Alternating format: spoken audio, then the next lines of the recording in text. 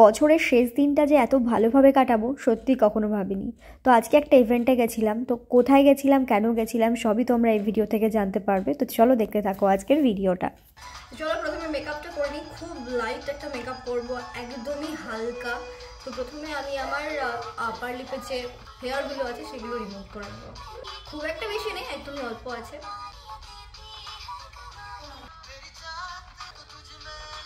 এই পাউচটা ভীষণ সুন্দর না? এই পাউচটা সেদিন আমি নিউ মার্কেটে গেছিলাম, ওখান থেকে নিয়েছি।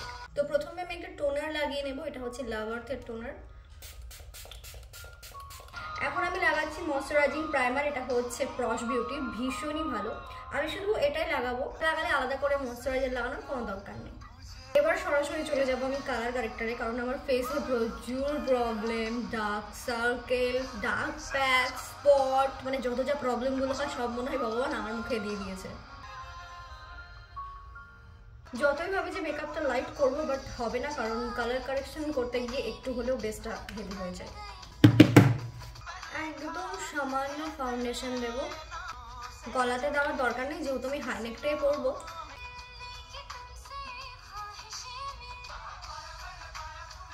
এবার পুরো ফেসটাকে পাউডার দিয়ে সেট করে নেব। আমি যে পাউডারটা ইউজ করছি সেই পাউডারটা হচ্ছে মেকআপ স্টুডিওর এইচডি পাউডার। যখন কোনো ব্রাইডাল মেকআপ করি, মেকআপ করার সময় যখন ফাউন্ডেশনটা এরকম পাউডার দিয়ে সেট করি, মেকআপে আরও অনেকটা পাউডার দিতে হয়। পাউডার দেওয়ার পর হঠাৎ করে কেউ কোনো বাড়ির লোক, মানে বাইরের লোক যদি সেই ব্রাইডকে দেখে, তখন তাদের মধ্যে না একটা কেমন ধরনের মনোভাব তৈরি হয়েছে, না কেমন করে দিচ্ছে, কিরকম বাজে লাগছে, একটা অদ্ভুত রকমেরই লাগে দেখতে। এই মেকআপ করার সময় যদি নাক দিয়ে জল বেরোয় তাহলে ভালো লাগে। এবার হালকা করে একটু কন্ট্রোল করে নেব, ব্লাশ লাগিয়ে নেব। আর ব্লাশ লাগানোর সময় অলওয়েজ স্মাইল। বেস মেকআপের সব থেকে ইম্পর্টেন্ট পার্টস হচ্ছে হাইলাইটার, যেটা বিনা বেস মেকআপ আধুরা। এই হাইলাইটারটা ভীষণ সুন্দর, অনেক পিগমেন্টেড। এটা হচ্ছে ওফরার হাইলাইটার। এখন আমি পুরো মেকআপটাকে সেট করে নেব আরবান ডিকের অল নাইটার সেটিং স্প্রে দিয়ে। চোখের মেকআপটা একদম হালকা করে নেব, মানে না করলেই না। চোখের নিচে কোনো কাজল লাগাবো না, কারণ আজকে রাত্রে যদি কাজল লাগে সকালবেলায় আমাকে ঘুম থেকে উঠে পুরো মঞ্জুরিকা লাগবে। এবার আমি আইব্রোটা করে নেব, কারণ আইব্রো না করলে আই মেকআপ একদম ফুটবে না।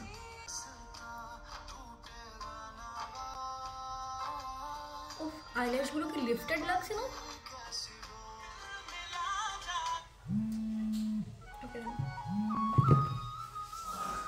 বলো।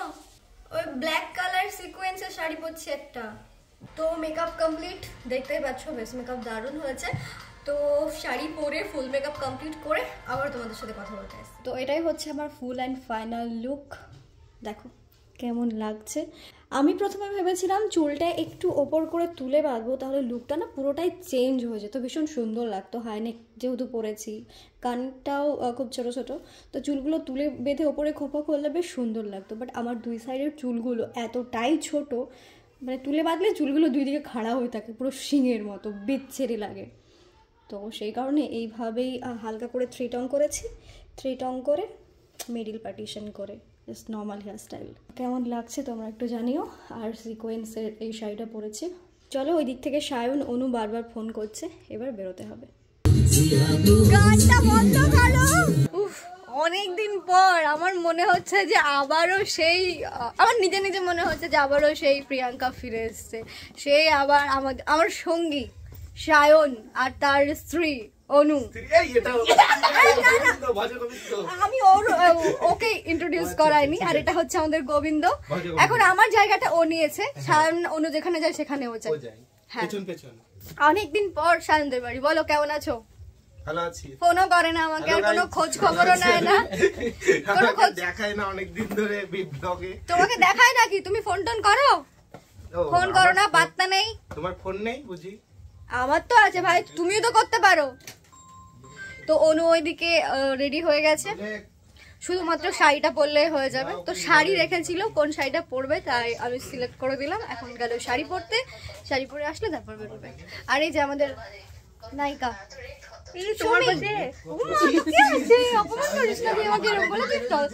সুন্দর লাগছে দেখো, মনে হয় না তোকে সত্যি সুন্দর, চোখগুলো আমার বেশি ভালো লাগে, ডানা টানা কি সুন্দর। ওকে বলছি আমরা সবাই শাড়ি পরেছি, ওকে বলছি শাড়ি পরতে, শাড়ি পরছে না। অনুর একটা পরে না, এটা এজ এ ব্লাউজ সুন্দর লাগবে, ওখানে ঠান্ডা লাগবে না। আমি অবশ্য জ্যাকেট নিয়ে এসেছি। তো সুমি প্রথমে জিন্স আর টপ পরে এসেছিল, তো আমরা সবাই শাড়ি পরছি দেখে বড় ইচ্ছে হলো, আমরাও বললাম যে পরো, তো সেই কারণে এখন শাড়ি পরিয়ে দিচ্ছি। শাড়িটা পরিয়ে চল, বেশ সুন্দর লাগছে।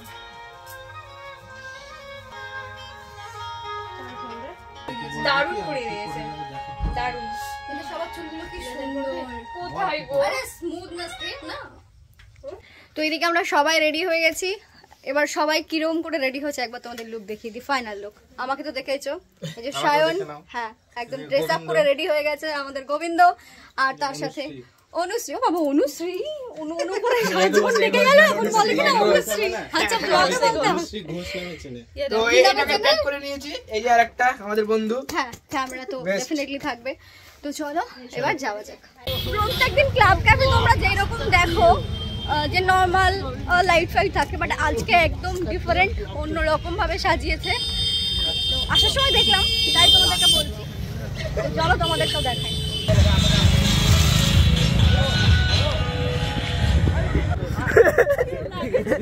তো আজকে হচ্ছে 31 ডিসেম্বর, বছরের শেষ দিন। আর কয়েক ঘন্টা পর 2025 সাল পড়ে যাবে, নতুন বছর চলে আসবে। তো সত্যি কথা বলতে গেলে এইরকমভাবে কোথাও গিয়ে মানে এত সাজুগুজু করে এইরকমভাবে সেলিব্রেশন করা আমার জীবনে এটা ফার্স্ট টাইম। এর আগে 31st নাইট আমি কখনো সেভাবে সেলিব্রেশন করিনি, সেরকম সুযোগ আসেনি।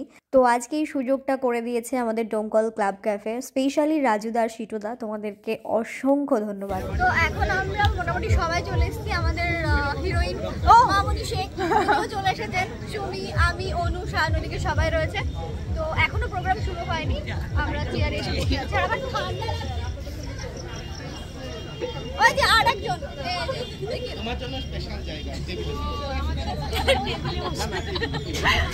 আচ্ছা চলো, কখন প্রোগ্রাম শুরু হয় দেখা যাক।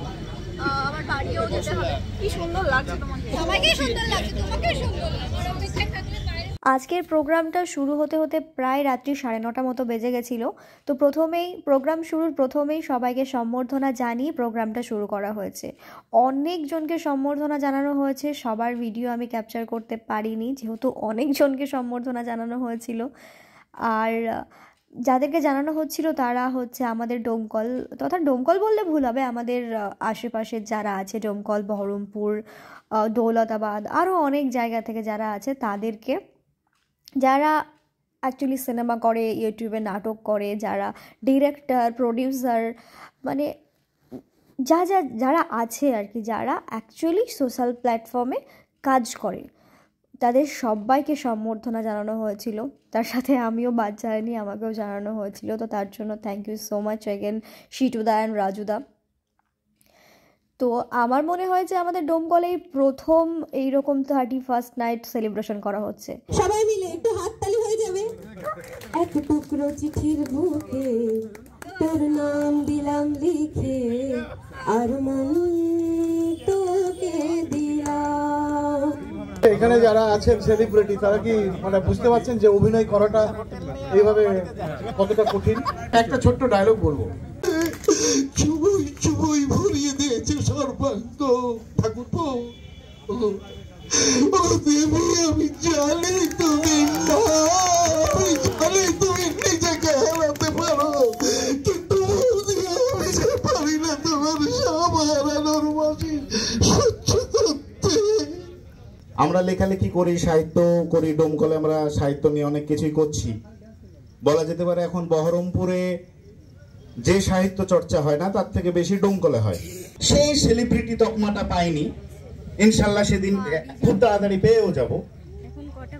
আমি বলছি পাওয়া যায়, ডোমকল থেকেও করা যায়। এখান থেকে অদ্রিজ কিন্তু মুম্বাই গিয়ে গাইছে, আমিও কলকাতায় 10খানা সিনেমা করে ফেলেছি। আমি জিতের সাথে কাজ করেছি, দেবের সাথে জানুয়ারিতে মিটিং আছে, দেবজিতের সাথেও কাজ করার সুযোগ তৈরি হয়ে গেছে আমার, যে এখানে অনেকে আছে। এবং আমি এটুকু বলতে পারি, তোমরা ভালোভাবে কাজ করো।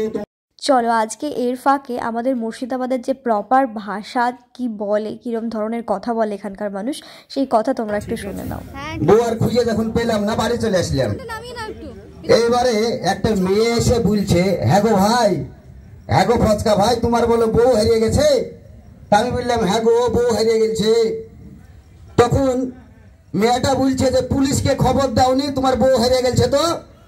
তা আমি আবার বলছি হ্যাঁ, পুলিশকে খবর দিয়ে আমি মরি নাকি? তখন মেয়েটা বলছে কেন গো ফচকা ভাই? তা আমি বলছি আর একবার আমার মোটর সাইকেল হারিয়ে গেছিল, যে পুলিশকে খবর দিয়েছিল। ওই মোটর সাইকেল পুলিশে খুঁজিয়ে খুঁজিয়ে বার করে ওই মোটর সাইকেলকে 2-3 মাস চালিয়ে তারপর ফেরত দিয়েছে।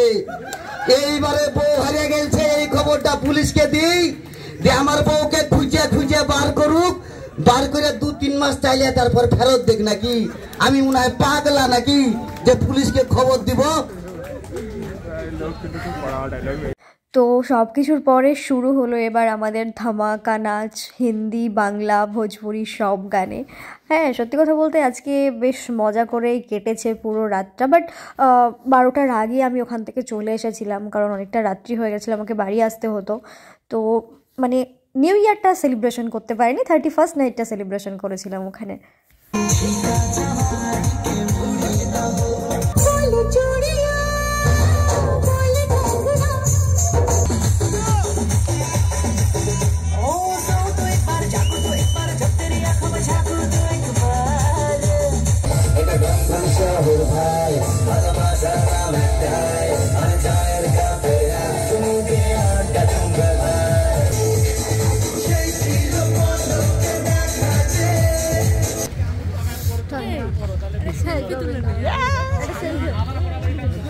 তো প্রোগ্রাম শেষ, আমরা সবাই বাড়ি চলে এসেছি।